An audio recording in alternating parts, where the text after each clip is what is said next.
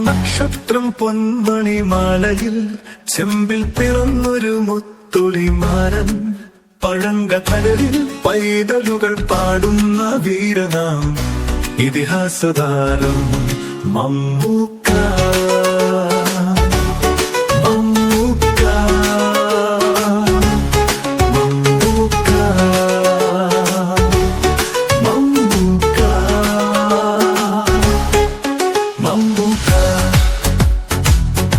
Priya Mammukka,